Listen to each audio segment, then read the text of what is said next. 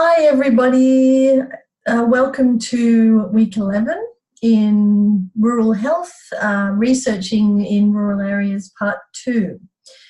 My name's Crnek-Georgeson and I'm a guest speaker here to talk to you about what it's like to research in rural areas.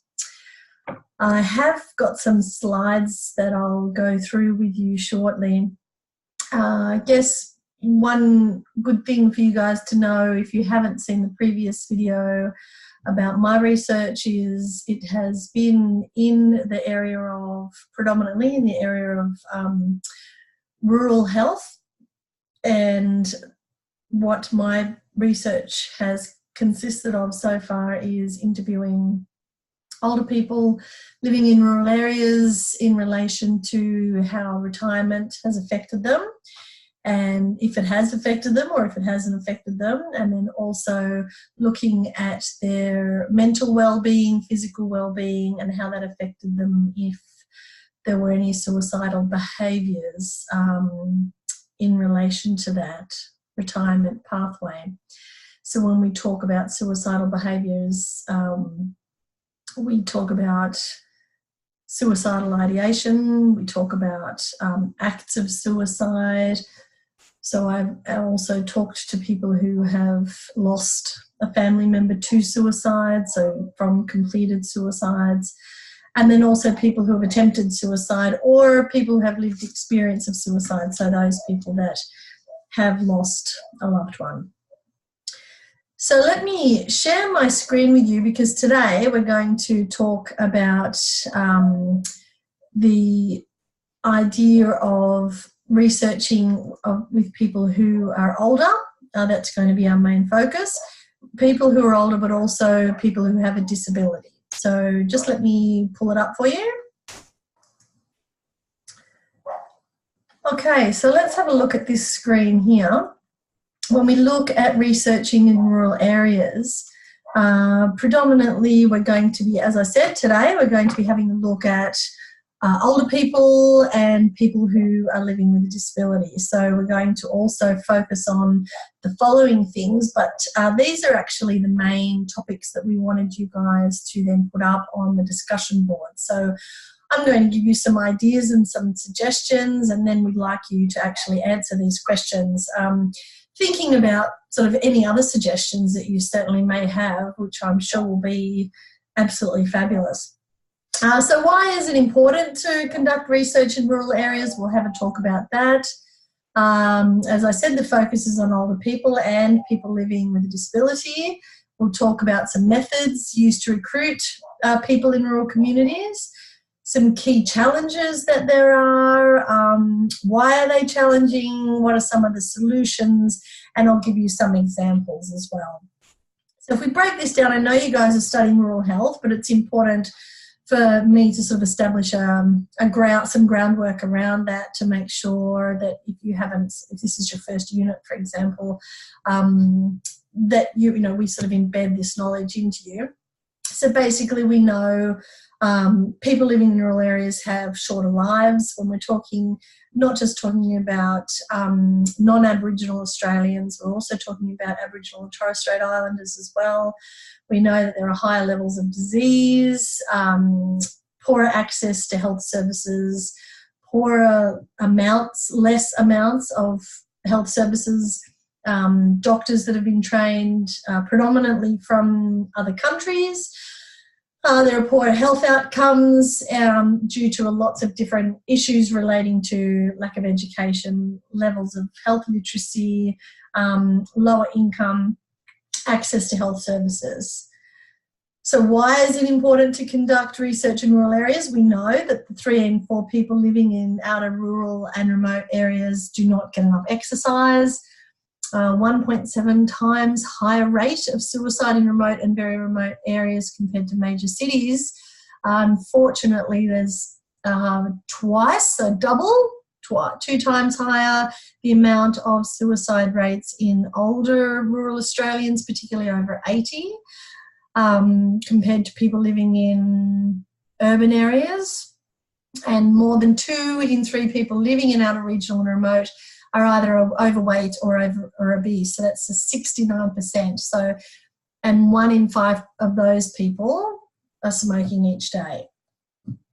What I like to do as well when we're talking about rural areas is talk about the positive things of living in a rural or regional area. So I live in a rural area of New South Wales, and I look at around me and I think I can see paddocks, I can see country areas, I drive on country roads, I live 5 minutes away from farms. I think of the positives, the reasons why I live in sort of a rural area.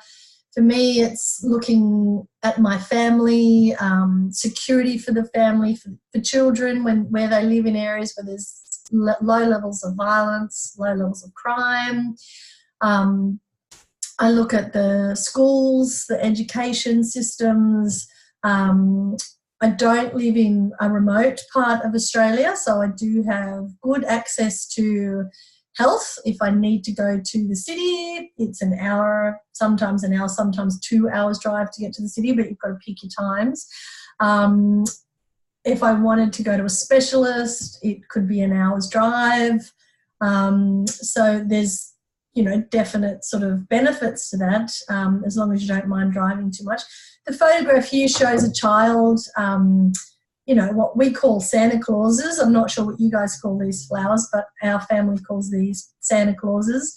So they actually have, it's a photograph of a child blowing a Santa Claus into the paddock. So I grew up doing this. We would go and hunt these down and find them and blow them everywhere and watch the wind take them off, and they look like little magical fairies. So maybe next time you guys are out in a paddock, I'm sure you've either done this or for your mindfulness and your grounding exercise, stop on the side of the road, blow the Santa Claus into the air, and think about all the positives of living, working, studying in a rural or remote area. If you're living in the city, do it anyway, because it's just really good for your inner child and your own mental health. There's positives around living in rural areas. The culture is strong. There are health benefits to living in a rural or remote area of the country, so you're not in polluted areas. I've put a link here called the Friends of the Alliance, a National Rural Health Alliance. They're actually, they have a group of people that you can join as students. You can become a friend of the National Rural Health Alliance. You can attend their conferences. You can attend many different resources that you can download from these sites. I'm going to, throughout the course of our lecture today, actually give you some more downloadable resources where you guys can have a look at ways of researching in rural areas as well. So some of the methods that are used in recruiting in like sort of all areas, but sort of predominantly these are actually have worked quite well. I've done all of these. I've used all of these methods of recruitment. So you may or may not have sort of started to study researching, but I'm sort of giving you a bit of a breakdown here with the image of what's quantitative research and what's qualitative research. So there's two different ways of researching, and then there's also a blend of researching, but I'll leave that for when you guys learn about your researching. But in a nutshell, there's face-to-face interviews where you're actually sitting down with the person or the group of people and you're talking to them, asking them either structured or unstructured questions, or they've already filled in a questionnaire and then you've gotten some information about that, and you can do some sort of follow-ups as well. And in your questionnaire, you talk about this and this. Can I ask you a little bit more about that? Sort of then you sort of delve into a little bit more deeply. There's phone interviews. I've done many phone interviews. When we think about distance, travelling around, I can do a Zoom or a Skype interview with somebody. I've interviewed a lot of stakeholders like that because they're very busy people, but I've found most of my participants have preferred to be either face-to-face, or if they want it to remain confidential, then I've actually used phone interviews, because that way they're remaining anonymous. And sometimes they haven't actually even given me my name. They wouldn't allow me to publish their name or put their name in any of the documentation that I've asked them to fill out, for lots of reasons, but purely just because they don't want to be identified, or there's an insurance issue going on, or they're just worried about being exposed. So that's also another issue about interviewing in smaller sort of rural towns. So there's online research questionnaires that that are used as well to gather data. A large, small, 45 and up study, for example, is over 300,000 people in New South Wales. If you guys are interested in looking that up, a fair amount of research has been published out of that. It's been going on for 12, 13 years. They've done some time stamps, so they've looked at people sort of every 5 to 7 years over that time period. Talking to them about their mental health or their physical health and how they're going, how often they go to the doctor, whether they're working, not working, how many people are in their household, those types of things. So look that up. It's called 45 and Up Study. There's focus groups that you can do as well, and then there's surveys that people can do online that I'm sure you guys have participated in. All right, so we've got a little bit of a focus today on older people, so researching and thinking about working with older people, trying to find out what are key issues of concern for older people living in rural or remote Australia, New South Wales, Australia. So there are some concerns I have in migration up here that talks about I'll stop sharing actually, because it's probably you guys can have a look at these slides as well. But one thing that I think is really good is trying to understand about what's going on for people living in these particular areas, and it can be people coming in from the outside who are doing the tree change or the sea change, or whatever type of change that they're trying to make in their life. They're transitioning from one place to another. Quite often it can be people from a farm moving into town.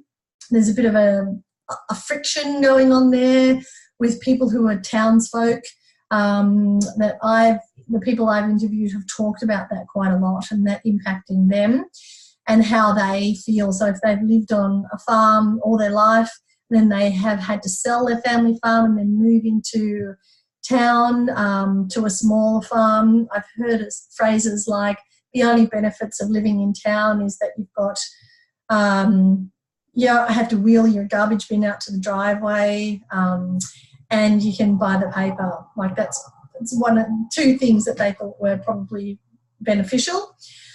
So there's different cultures that are then mixed in. You've got people who've lived on family farms all their life, and then they have to come off their farm, but because they've had to sell for drought or loss of production for many other reasons, and then they then have to deal with how they're feeling about that, and possible reasons why they've needed to do that would be selling their property because they have an illness, or their wife has an illness, or there is nobody to give the farm to. There's not a son or a daughter who wants to take over the farm. And then with that sort of comes a lot of other issues and sadness around, perhaps they were the fifth generation that they've lived on the farm for that long, and then now they no longer are able to have a farm. Staying on the family farm, you can see here, staying on the family farm can increase physical and psychological illness. Agriculture is in itself a very high, has a very high cost on the body, and it does deteriorate people's, or cause possible arthritis from repetitive work. People, if we look at high rates of skin cancer diagnoses in people in Queensland, a lot of those are coming out of rural areas. There's a higher rate of suicide in rural Australian males from 45 years and older, for many, many reasons, looking at that they are isolated, socially isolated, geographically isolated, and if we have issues around, we know there's issues around the drought that is still occurring, particularly in New South Wales and southern Queensland.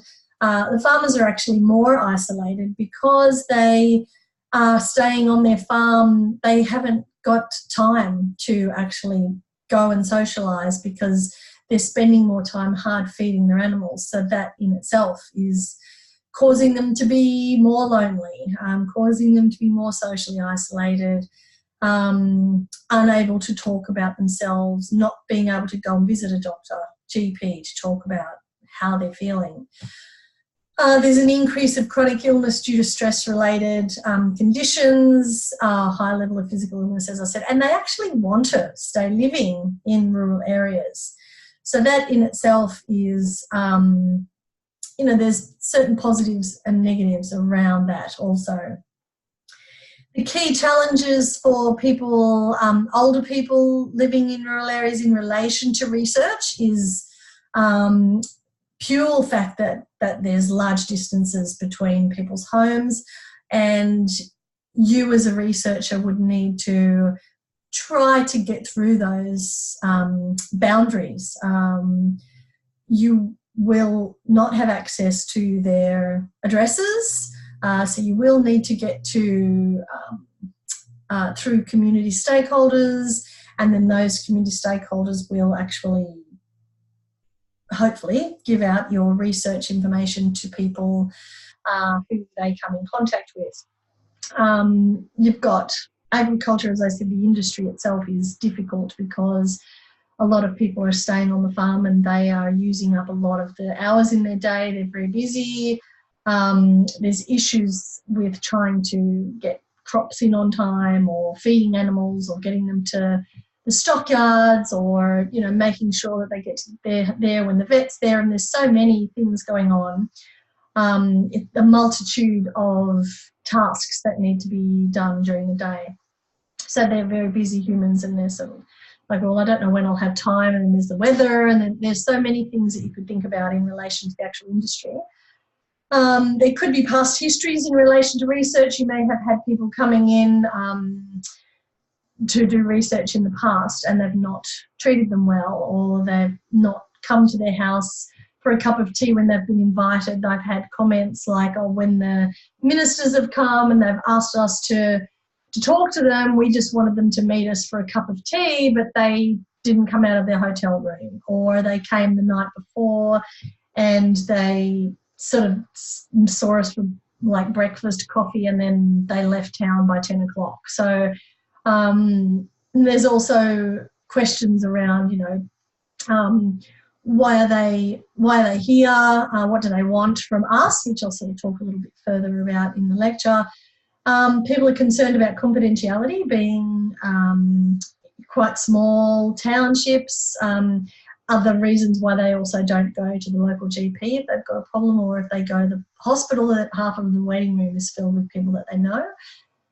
There's a sense of pride around not wanting to talk about issues, and there's always going to be that stoicism that goes on with, like, I'm fine, everything's fine, I don't want to talk about my problems, I don't want to live in a negative headspace, kind of makes it worse, I don't want to keep bringing it up all the time.